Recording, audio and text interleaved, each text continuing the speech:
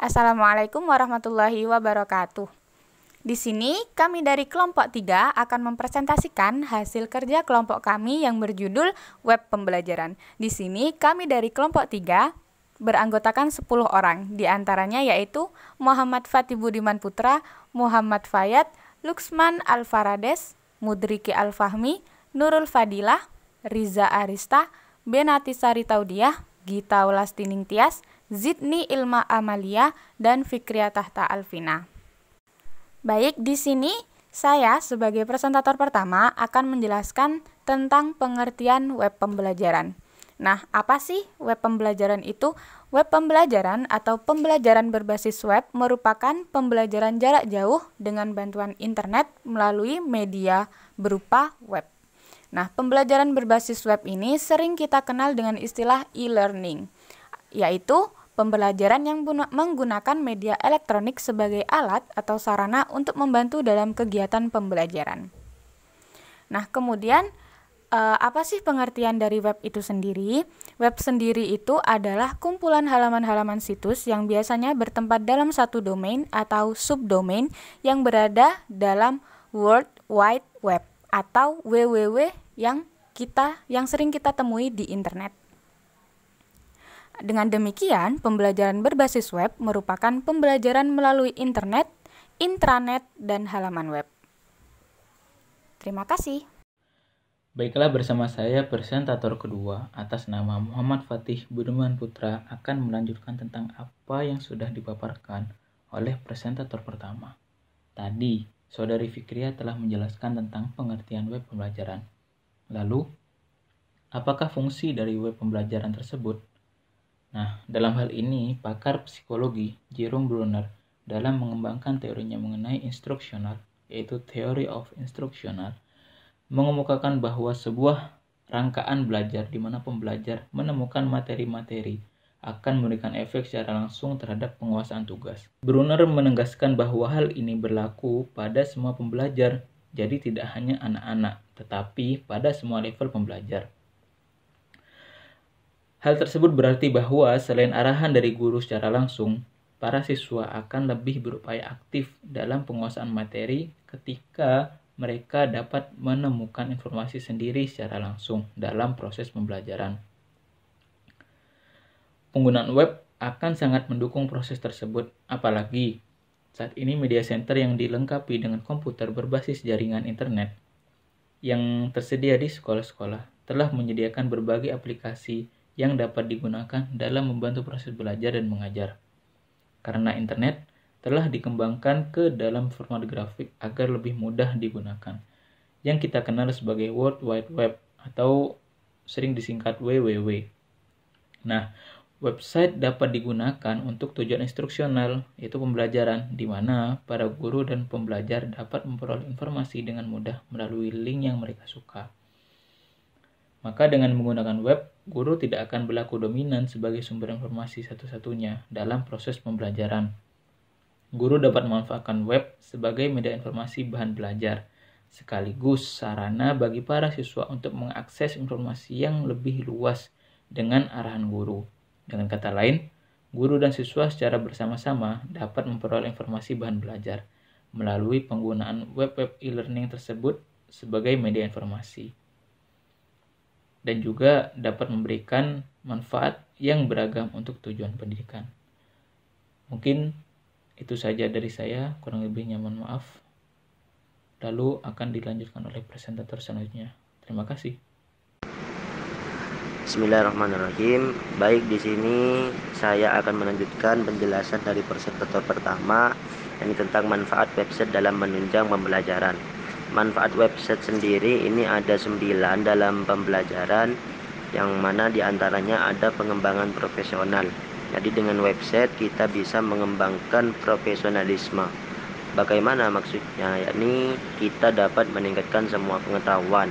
Misalnya dengan adanya website kita bisa mengatur bagaimana caranya berkomunikasi secara teratur kepada masyarakat di luar sana. Kemudian yang kedua, manfaat website sendiri dalam pembelajaran menjadi sumber belajar, yang mana pada asalnya itu sumber belajar hanya bisa diakses melalui buku, sekarang bisa diakses melalui website. Dan yang ketiga, dapat belajar sendiri dengan cepat. Kita dengan website bisa belajar kapan saja dan di mana saja. Kemudian yang keempat, menambah wawasan, juga sama seperti buku-buku lah. Jadi website itu bisa menambah wawasan. Kemudian yang kelima, sebagai sarana belajar online. Jika dulu sebelum adanya website, saat mengikuti pembelajaran kita harus berada dalam ruangan atau kelas. Nah sekarang sejak adanya website, dimanapun dan kapanpun kita bisa belajar melalui website. Yang ketujuh, sebagai pembelajaran alternatif. Website juga bisa bermanfaat sebagai alternatif suatu pembelajaran. Sebab dengan adanya website sekarang kita juga bisa belajar di rumah tanpa harus pergi atau berangkat ke sekolah. Yang kedelapan, menghemat biaya pembelajaran. Ini dengan adanya website tentunya juga akan menghemat biaya dalam proses pembelajaran. Pasalnya kita sebagai siswa sudah tidak perlu lagi membeli buku, LKS, modul, dan lain sebagainya. Mungkin sebelum adanya website, saat ingin belajar kita harus membeli buku terlebih dahulu. Walaupun kita dalam keadaan tidak mampu, kita mau tidak mau harus membeli buku karena pada waktu itu tidak ada website. Jadi sejak adanya website ini bisa menghemat biaya pembelajaran. Kemudian yang terakhir, dapat belajar jarak jauh.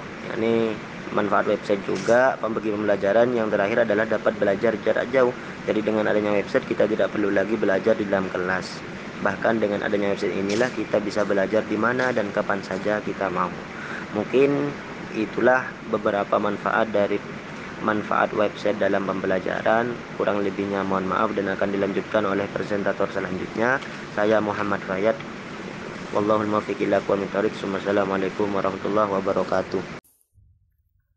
Baiklah, di sini saya akan menjelaskan tentang interaksi tatap muka dan juga virtual. Apa itu interaksi tatap muka dan apa itu interaksi virtual?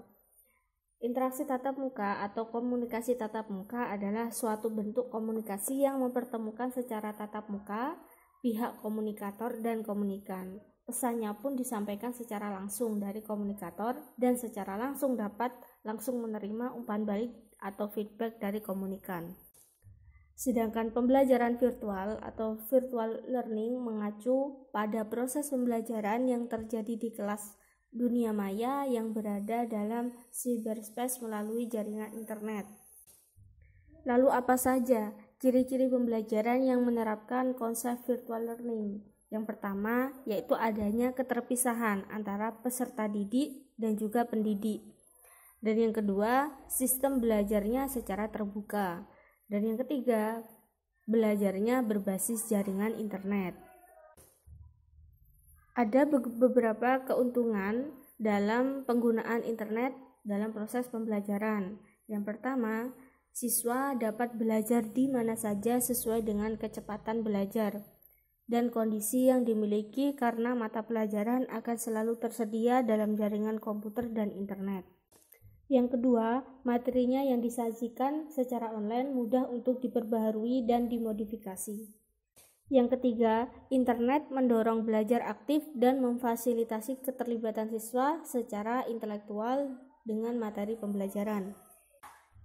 Dan yang keempat, secara ekonomis siswa dapat tetap tinggal di rumah tanpa harus mengeluarkan biaya untuk transportasi dan akomodasi.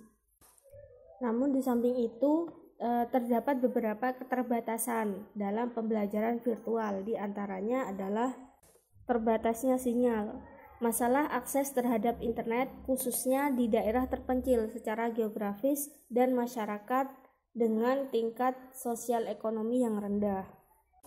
Yang kedua yaitu tanggung jawab. Menuntut siswa untuk bertanggung jawab atas proses belajar. Siswa akan berhasil dalam belajar apabila siswa memiliki motivasi yang tinggi untuk belajar, kemampuan untuk belajar mandiri, dan disiplin untuk berpartisipasi aktif dalam pembelajaran. Dan yang ketiga yaitu produktivitas. Virtual learning belum terlalu efektif untuk keterampilan produktif dan pengembangan sikap. Pembelajaran yang dilakukan dengan interaksi tatap muka dan virtual menjadi sebuah pilihan di antara kemajuan teknologi, informasi, dan komunikasi yang tidak bisa kita hindari, meskipun kegiatan pembelajaran saat ini dapat dilakukan tanpa adanya pertemuan fisik dan berinteraksi secara langsung.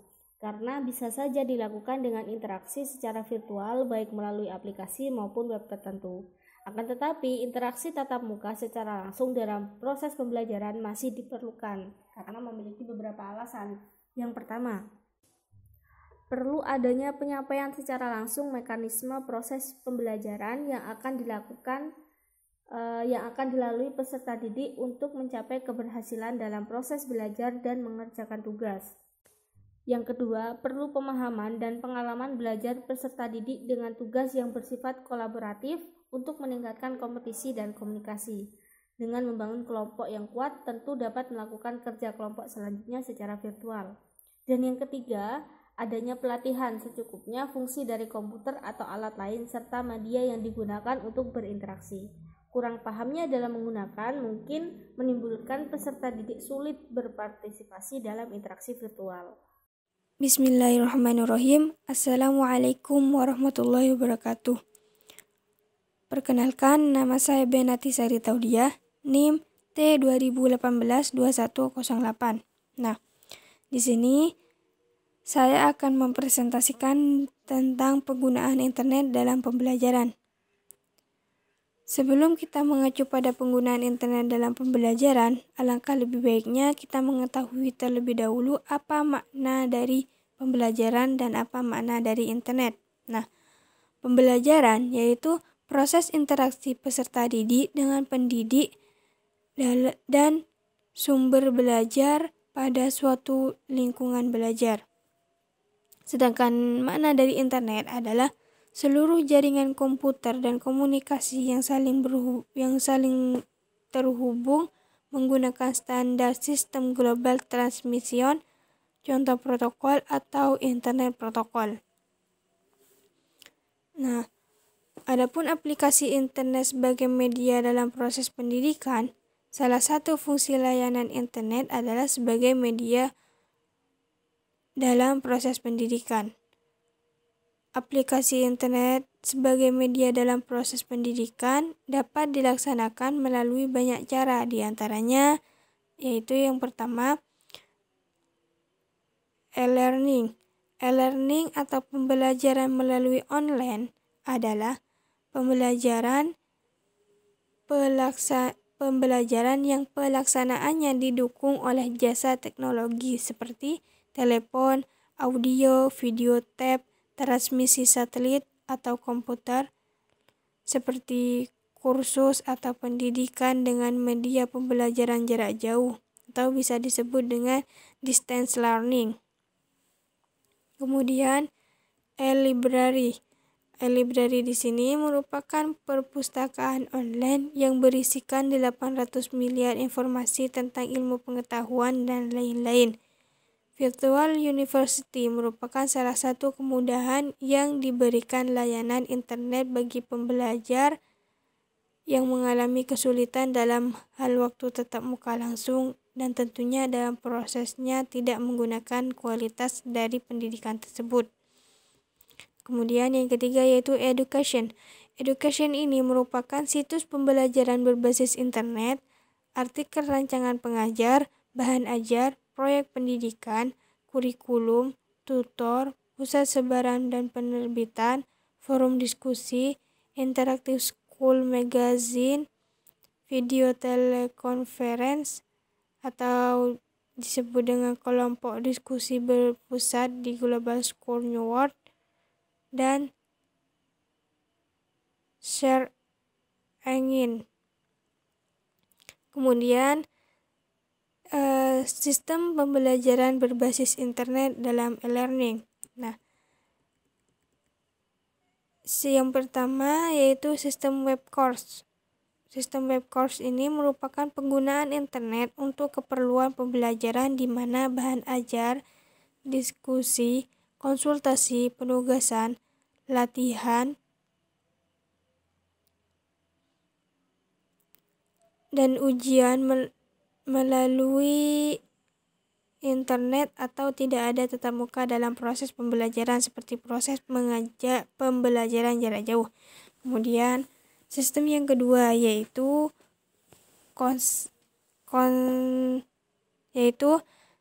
centric course. web-centric course. Web-centric course ini lebih menekankan pembelajaran di mana bahan ajar, diskusi, konsultasi, penugasan, dan latihan melalui internet,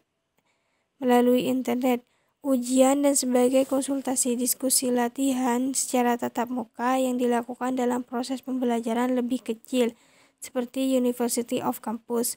Kemudian yang ketiga yaitu sistem yang ketiga yaitu Web Enhanced Course. Web Enhanced Course ini merupakan penggunaan internet untuk keperluan pembelajaran di mana internet hanya untuk mendukung kegiatan pembelajaran secara tatap muka yang dilakukan dalam proses pembelajaran lebih besar.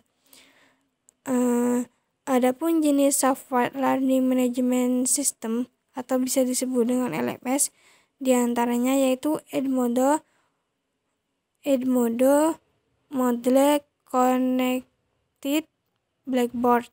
Nah, mungkin itu saja yang dapat saya sampaikan. Kurang lebihnya saya mohon maaf. Wassalamualaikum warahmatullahi wabarakatuh. Baik, di sini saya akan menjelaskan tentang internet sebagai sumber utama dalam pembelajaran. Sumber-sumber informasi tanpa batas dan aktual dengan sangat cepat dapat diakses melalui internet. Adanya internet ini memungkinkan seorang untuk mengakses segala sesuatu di berbagai negara. Internet ini akan membantu dalam penyelesaian penelitian dan tugas akhir mahasiswa. Internet juga bermanfaat bagi pengajar dalam mengembangkan profesi. Karena dengan internet, kita dapat meningkatkan pengetahuan, bekerjasama dengan pengajar di luar negeri, kesempatan mempublikasikan informasi secara langsung, mengatur komunikasi secara teratur, dan masih banyak fungsi manfaat-manfaat lainnya. Adapun beberapa manfaat internet bagi pendidikan di Indonesia, yaitu akses ke perpustakaan, perkuliahan online seperti masa pandemi kayak gini, layanan informasi akademik, menyediakan fasilitas mesin pencari data, dan lain sebagainya. Menurut tokoh Adri, pemanfaatan jaringan internet sebagai sumber dan sarana pembelajaran dapat diimplementasikan sebagai berikut. Yang pertama, tidak asing lagi browsing. Browsing ini menjelajahi dunia maya atau web. Yang kedua, researching adalah menjadikan internet sebagai sumber pengajaran. Yang ketiga, searching merupakan proses pencarian sumber pembelajaran guna melengkapi materi yang akan disampaikan kepada peserta didik. Dan yang keempat yaitu consulting atau communication. Pengertian sumber belajar menurut Association for Educational Communication and Technology adalah segala sesuatu atau daya yang dapat dimanfaatkan oleh guru, baik secara terpisah maupun dalam bentuk gabungan, untuk kepentingan belajar mengajar dan tujuannya meningkatkan efektivitas dan efisien tujuan pembelajaran. Adapun sumber pembelajaran dapat dikelompokkan menjadi dua bagian, yakni sumber pelajaran yang segala direncanakan atau learning resource by design. Yang kedua, sumber pembelajaran yang karena dimanfaatkan atau learning resources by utilization. Ketersediaan belajar dan sarana belajar merupakan faktor penting dalam menunjang keberhasilan proses pembelajaran.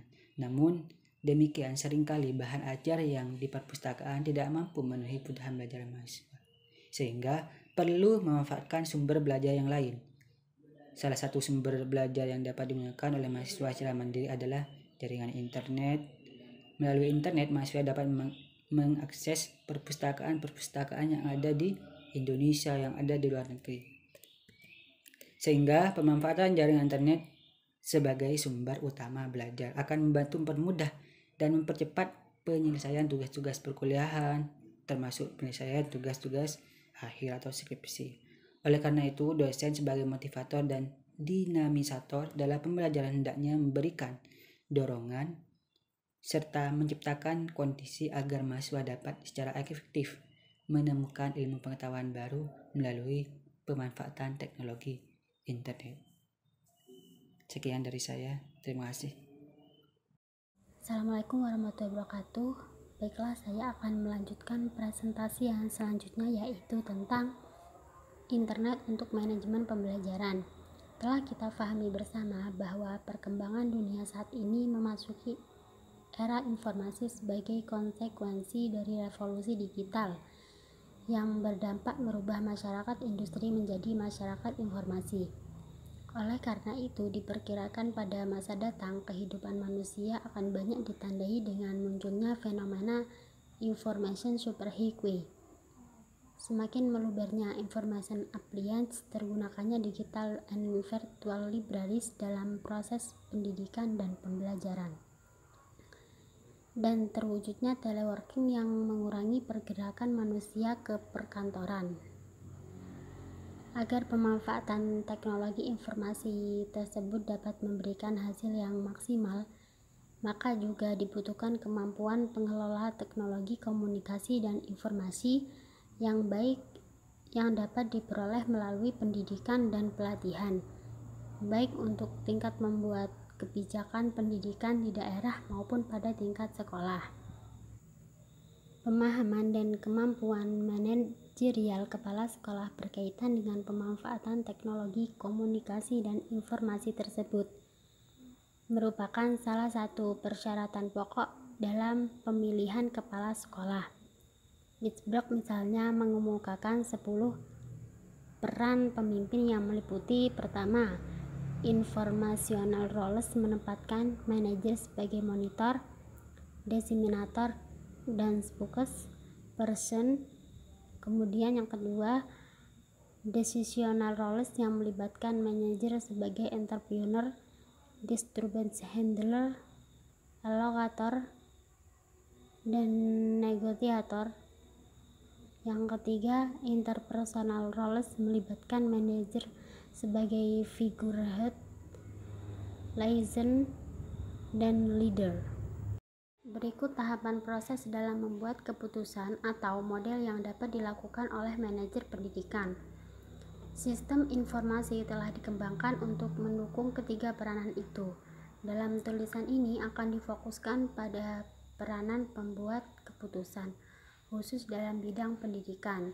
Keberhasilan seorang manajer dalam membuat keputusan bergantung atas pelaksanaan fungsi manajerial seperti planning, organizing, directing, dan controlling.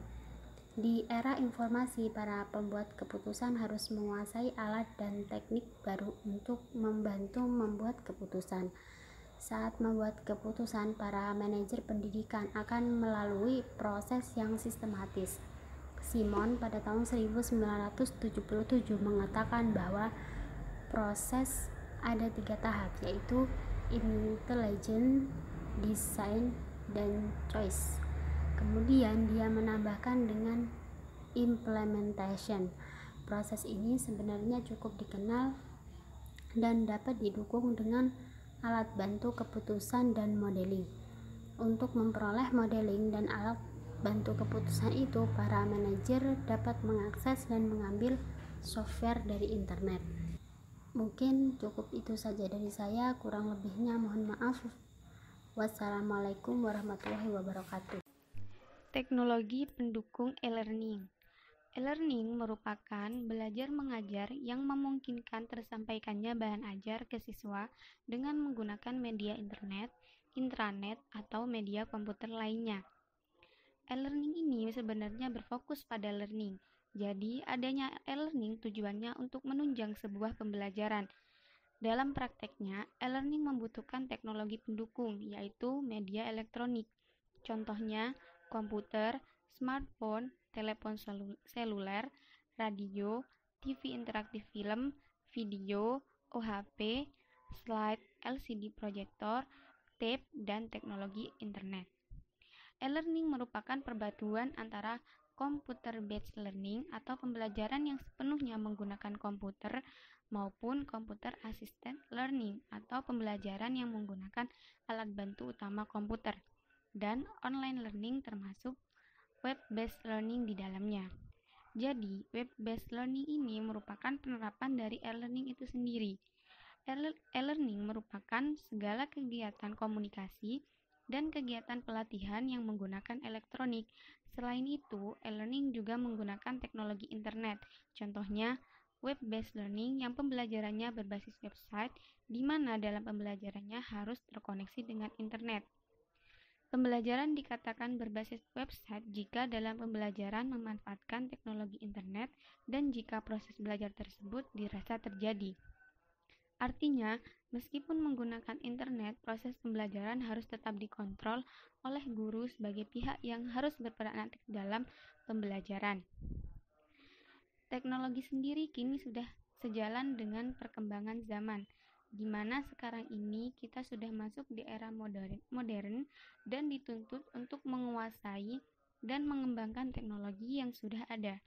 Pada prinsipnya, teknologi dibagi menjadi dua kelompok, yaitu teknologi based learning dan teknologi based web learning.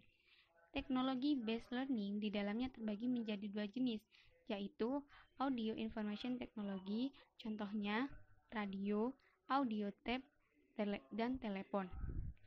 Kedua, yaitu video information technology, contohnya video tape.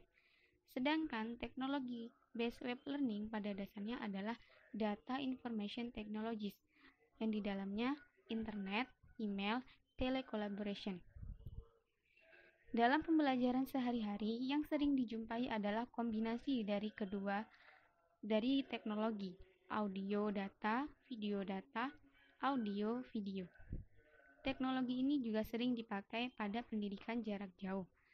Pendapat Rosenberg mengkategorikan 3 kriteria dasar yang ada dalam e-learning. Pertama, e-learning bersifat jaringan yang membuatnya mampu memperbaiki secara cepat, menyimpan atau memunculkan kembali, mendistribusikan, dan sharing pembelajaran dan informasi. Kedua, e-learning dikirimkan kepada pengguna melalui komputer dengan menggunakan standar teknologi internet. Ketiga, e-learning terfokus pada pandangan pembelajaran yang paling luas, solusi pembelajaran yang mengungguli paradigma tradisional dalam pelatihan. Bismillahirrahmanirrahim. Assalamualaikum warahmatullahi wabarakatuh. Saya akan menjelaskan tentang pengembangan model e-learning. Menurut Jolivet dan kawan-kawan, terdapat dua model utama, yakni the mental model dan the cognitive apprenticeship model. Yang pertama, the mental model atau model mental. Model mental diartikan sebagai penyajian konseptual dan operasional yang dikembangkan ketika orang berhubungan dengan sistem yang kompleks. Model-model mental merupakan pemikiran yang terdiri atas kesadaran terhadap berbagai komponen dari suatu sistem dan dievaluasi menggunakan berbagai metode termasuk pemecahan masalah, mencari dan memecahkan persoalan rintangan informasi, pengamatan dan prediksi pengguna atau user terhadap pengetahuan pencapaian. Model mental nampak lebih dari sekedar peta struktural dari berbagai komponen. Di sini terdapat beberapa komponen dalam model mental, antara lain yang pertama struktural knowledge, merupakan pengetahuan tentang konsep struktur domain pengetahuan dan diukur melalui jaringan dan peta atau lingkaran-lingkaran konsep. Metode ini berasumsi bahwa pengetahuan dapat dibentuk menggunakan simbol. Yang pertama, performance knowledge. Di sini bertujuan untuk menilai pengetahuan pencapaian, di mana pembelajar diberikan tugas-tugas pemecahan masalah untuk menguji kesan virtual mereka. Yang ketiga, reflective knowledge.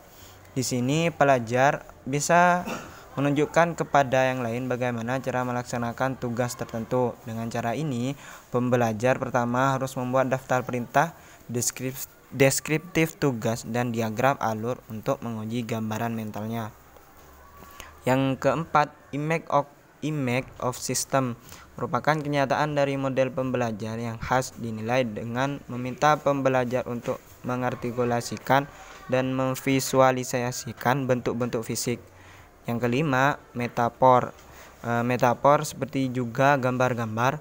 Pembelajar akan sering menghubungkan sistem baru dengan pengetahuan yang ada sehingga dapat dilihat orang lain. Dan yang terakhir, executive knowledge, yaitu bertujuan untuk memecahkan permasalahan. Pembelajar harus mengetahui kapan mengaktifkan dan menerapkan sumber daya kognitif yang diperlukan. Sedangkan yang kedua mengenai model utama dari pengembangan model e-learning itu sendiri, yaitu the cognitive apprenticeship model, yaitu model belajar kognitif. Model belajar magang kognitif berdasarkan pada berbagai kondisi-kondisi belajar, misalnya belajar berlangsung dalam konteks aktivitas yang berkelanjutan, penuh arti di mana pembelajar perlu menerima umpan balik segera. Orang lain dapat bertindak sebagai model-model yang menyediakan bentuk yang dihubungkan dengan pengalaman pembelajaran. Model belajar magang tradisional biasanya memberi peluang untuk latihan. Karakteristik model belajar ini antara lain, yang pertama, gagasan bahwa pekerjaan adalah daya penggerak dan penguasaan progresif terhadap tugas-tugas dihargai sebagai nilai penyelesaian pekerjaan. Terus keterampilan-keterampilan tertentu diawali dengan belajar tugas, dan belajar dipusatkan pada capaian performance dan kemampuan untuk melakukan sesuatu, dan standar pencapaian diaktualisasikan dalam pekerjaan yang nyata. Mungkin hanya itu dari saya, kurang lebihnya mohon maaf. Assalamualaikum warahmatullahi wabarakatuh.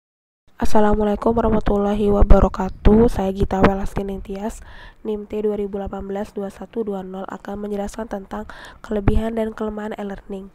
Yang pertama adalah kelemahan e-learning. Yang pertama, kurangnya penguasaan komputer. Kedua, berubahnya peran guru dari yang semula menguasai teknik pembelajaran secara konvensional, kini harus menguasai teknik pembelajaran berbasis IT. Ketiga, siswa yang tidak mempunyai motivasi belajar tinggi cenderung mengalami kegagalan. Dan yang terakhir, kurangnya interaksi antar guru dan siswa, bahkan antar siswa itu sendiri, jadi dapat menghambat terbentuknya values dan dalam proses belajar mengajar. Kelebihan yaitu terletak di biaya. Lembaga pendidikan dapat menghemat biaya sebab tidak perlu lagi membeli peralatan kelas seperti papan tulis, proyektor, dan alat tulis. Yang kedua, waktu jadi lebih fleksibel. E-learning membuat para pelajar dapat menyesuaikan waktu belajarnya karena bisa diakses kapan saja. Yang ketiga, tempatnya juga lebih fleksibel karena e-learning ini bisa diakses di mana saja selama terhubung dengan jejaring internet. Yang terakhir adalah ketersediaan on demand. E-learning dapat sewaktu-waktu diakses di berbagai tempat selama terhubung dengan jaringan internet, jadi dianggap sebagai buku saku karena bisa menyelesaikan tugas lebih cepat dan praktis. Sekian presentasi dari kelompok 3, kurang lebihnya mohon maaf. Wassalamualaikum warahmatullahi wabarakatuh.